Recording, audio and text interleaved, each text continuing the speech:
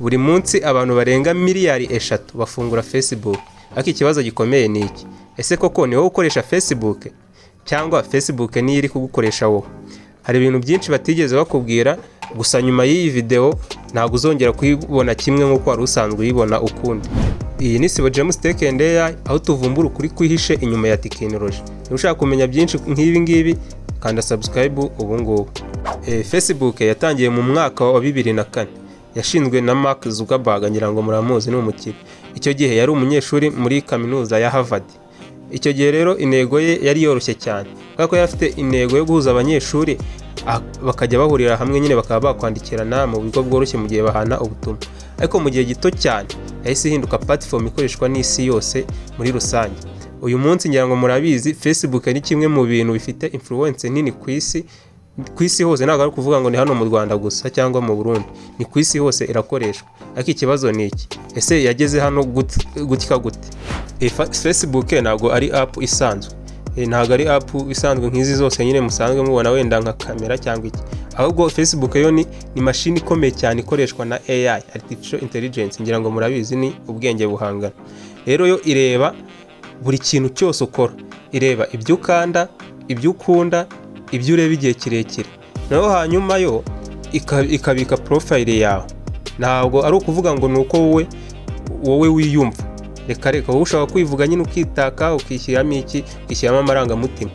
Ntabwo yo ari byo ireba, ahubwo yo ireba ibikorwa byawe ugaragaza. Ibyo ugenda ukorera kuri izi platform nyine za Facebook cyangwa izindi nazo wandikiramo uno butumwa. Iyi system rero yitwa algorithm.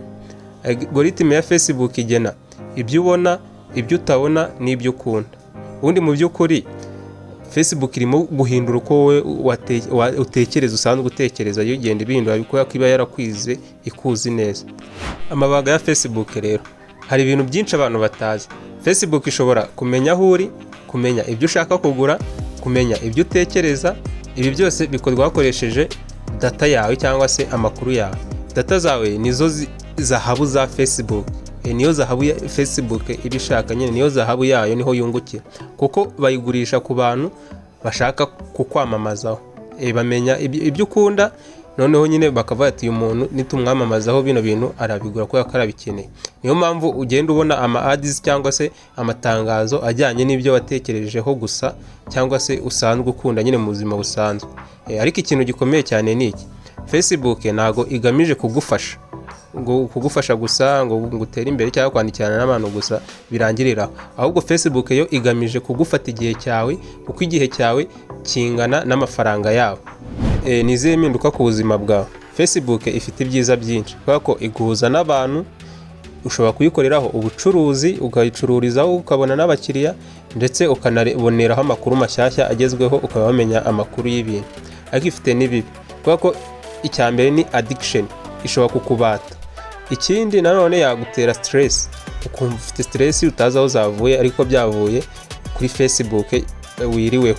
Ikindi ni misinformation, igumana amakuru yawe ikayabika, bakakwiga nyine bakaba bakuzi wowe, kandi ari igihe babikoresha mu buryo butari bwiza, amakuru yawe aramutse agiye mu maboko atari.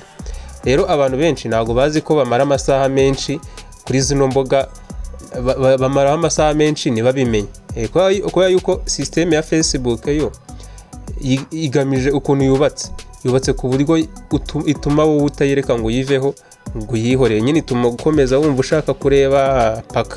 Rero bikarangira ikubase, ntugire ikindi kintu ukora. Twihuse reka wenda tujye ku mwanzuro. Wakwibaza uti se ni iki wakora? Ni iki wakora kugira ngo Facebook ukomeze uyikoreshe neza? Cyambere cyo ntugomba kureka Facebook, ariko ugomba kuyikoresha neza. Wowe ukwiye gushyiraho igihe ntarengwa, wirinde content zitagufasha.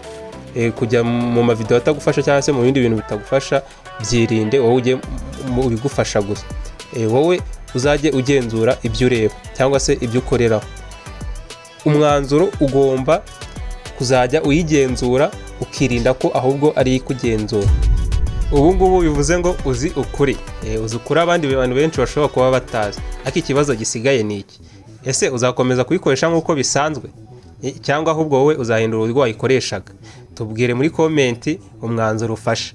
Iyi rero ni Sibo James Tech and AI. niba iyi video ikwigishije ikintu gishya, hita ukora subscribe, ukande like ndetse unayisangiza inshuti zawe nazo zikeneye video nk'iyi ngiyi kugira ngo tuzajye dukomeza twiga utuntu tw'ubwenge nk'utu. Murakoze, video nakagaruka.